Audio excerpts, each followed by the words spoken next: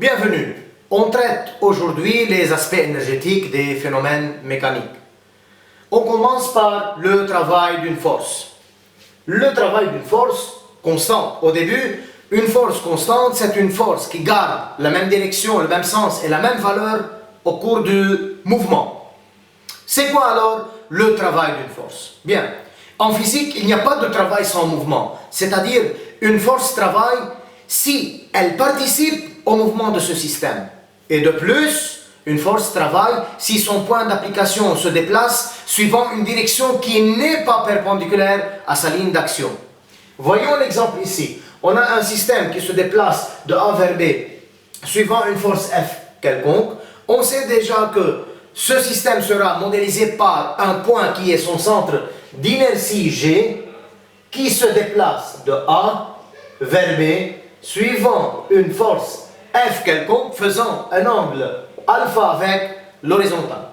Alors par définition, le travail de F de A vers B de symbole W, c'est l'initiale du mot work en anglais, n'est autre que le produit scalaire du vecteur force par le vecteur déplacement AB. C'est-à-dire, c'est F fois AB fois cosinus de alpha. Et ici, trois cas se présentent. Pour alpha, un angle aigu, c'est-à-dire entre 0 et pi sur 2, cosinus de alpha est positif, alors le travail de F est aussi positif. On dit que le travail de la force F est un travail moteur. Second cas, si alpha est un angle obtus, c'est-à-dire entre pi sur 2 et pi, alors cosinus de alpha est négatif. Même chose pour travail de F est négatif. On dit ici que le travail de F est un travail résistant. C'est le cas de la force de frottement par exemple.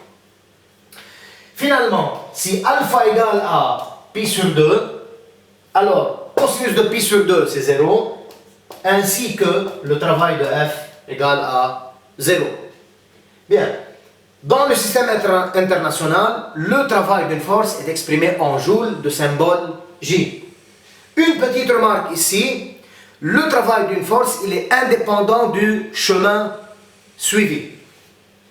Dans le cas du travail d'une force de moment constant, je considère ici un disque homogène qui peut tourner autour d'un axe delta horizontal et passant par son centre O. Si le moment de la force F par rapport à delta est constant, par définition, le travail de F il est égal au produit du moment de la force par rapport à delta fois θ, qui est l'abscisse angulaire. Donc, c'est le premier objectif pour ce sujet. Deuxième objectif, l'énergie. Tout d'abord, un système possède de l'énergie s'il est capable de fournir du travail. Il existe plusieurs formes d'énergie. On traite seulement trois formes. L'énergie cinétique, l'énergie potentielle de pesanteur ou bien gravitationnelle et l'énergie mécanique. Commençons par l'énergie l'énergie cinétique de symbole EC. Alors, l'énergie cinétique, c'est une énergie de mouvement, c'est-à-dire c'est une énergie qui est liée à la vitesse du système. Elle est de la forme 1/2 mv2 pour le cas d'un mouvement de translation, ou bien 1/2 I θ' pour un mouvement de rotation. I, c'est le moment d'inertie du système, θ', sa vitesse angulaire, ou bien 1/2 mv2 plus 1/2 I θ' pour un mouvement combiné, c'est-à-dire de rotation et de translation en même temps. C'est une énergie qui est dans le système international exprimée en joules aussi. Deuxième forme, c'est l'énergie potentielle de pesanteur ou bien l'énergie potentielle gravitationnelle. Donc c'est une énergie qui est liée à l'altitude du centre d'inertie du système par rapport à un certain niveau de référence. Je considère le niveau de référence le plan horizontal et j'écris EPP0 égale à 0. Ici, trois cas se présentent. On a Si G est en dessus du niveau de référence, alors l'énergie potentielle du système, elle est positive, c'est plus mg z de g. Z de g, c'est l'altitude entre G et le niveau de référence. Deuxième cas, si G est au-dessous du niveau de référence, l'énergie potentielle de pesanteur, elle est négative, donc c'est moins mg z de g. Et finalement, si G est sur le niveau de référence, son énergie potentielle de pesanteur est nulle. Troisième forme, c'est l'énergie mécanique. Tout simplement, l'énergie mécanique, c'est la somme de l'énergie cinétique et de l'énergie potentielle de pesanteur. Alors, c'est le deuxième objectif. Le troisième objectif, TEC, c'est le théorème de l'énergie cinétique. Commençons par une simple activité où on a un corps qui se déplace de A vers B. Les forces extérieures exercées sur ce corps sont le poids P, la réaction normale du support et la force de traction supposée horizontale.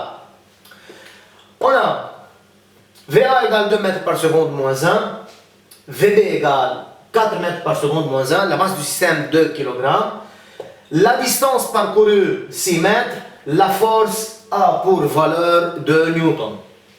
Commençons tout d'abord par déterminer ou bien calculer delta EC qui est la variation de l'énergie cinétique, c'est-à-dire c'est l'énergie cinétique finale au point B moins l'énergie cinétique initiale au point A. Donc c'est 1 demi mvb carré moins 1 demi mva carré. On remplace chaque terme par sa valeur. Ici on a 16 moins 4, donc c'est 12 joules aussi, puisque l'énergie cinétique est exprimée en joules. D'autre part, calculons la somme des travaux de toutes les forces extérieures. On a 3 forces, donc c'est le travail du poids plus le travail de Rn plus le travail de F. Ici, le travail du poids est un travail nul. Pourquoi? Puisque, par définition, le travail c'est le produit scalaire du vecteur P par le vecteur déplacement AB. Ces deux vecteurs étant perpendiculaires, leur produit scalaire est nul. Donc c'est 0. Même chose pour travail de Rn qui est nul aussi. Il nous reste travail de F. C'est F fois AB fois cosinus de l'angle entre F et AB. Le vecteur F et le vecteur AB sont de même direction et de même sens. Alors, l'angle entre F et AB est nul. Donc, cosinus de 0, c'est 1, donc c'est F fois AB. 2 fois 6, on aura 12 aussi joules. Bien. En observant ces deux équations, delta EC et somme des W, on constate que la variation de l'énergie cinétique est égale à la somme de tous les travaux des forces extérieures exercées sur le système. Et c'est le troisième objectif. Passons maintenant à la variation de l'énergie potentielle de pesanteur. Ici, on a un système qui se déplace du point G0 vers le point G1. Variation de l'énergie potentielle de pesanteur, c'est-à-dire delta EPP. Je commence par delta EPP. Il faut déterminer l'expression de la variation de EPP. Donc c'est EPP final, c'est-à-dire au point G1, moins EPP initial, c'est-à-dire au point G0. Égal. Le centre d'inertie du système étant en dessus du niveau de référence, alors l'énergie potentielle de pesanteur, comme on a déjà dit, elle est positive. Donc EPP de G1, c'est mgz1, moins EPP en G0, c'est mg Z0. On factorise par mg, Z1 moins Z0. Passons maintenant à déterminer le travail du poids. Ici, le corps monte de G0 vers G1. Le poids, par exemple ici, est vertical et vers le bas. Donc, le travail du poids est un travail résistant. Alors, il est de signe négatif. Donc, par définition, le travail du poids, c'est moins mg par l'altitude. L'altitude entre G0 et G1, c'est Z1 moins Z0. Observons ces deux équations. On remarque que delta EPP, elle est égale à moins travail du poids. Alors, le dernier objectif de ce sujet, la conservation de l'énergie mécanique et non-conservation de l'énergie mécanique. Au début, lorsque le mouvement d'un système s'évolue sans frottement, sans réaction chimique et nucléaire, alors l'énergie mécanique au point A, elle est égale à l'énergie mécanique au point B. Et on écrit EM en A égale EM en B. C'est-à-dire leur différence delta EM, EMB moins EMA égale à 0. C'est la conservation de l'énergie mécanique. Ici, si le mouvement se fait ou bien s'évolue avec frottement, mais sans réaction nucléaire et sans réaction chimique, alors l'énergie mécanique en A ne sera pas égale à l'énergie mécanique en B. Donc, delta EM n'est plus égale à 0, mais elle est égale à travail de la force de frottement à condition que la force de frottement est la seule force dissipative. Ici, une petite remarque. La force de frottement, c'est une force qui s'oppose au mouvement. Donc, son travail est négatif. De plus, delta EM est aussi négative. Donc, ici, delta EM négatif. Tandis que dans le cas de la conservation de l'énergie mécanique, delta EM égale 0, c'est-à-dire l'énergie mécanique demeure constante au cours du mouvement.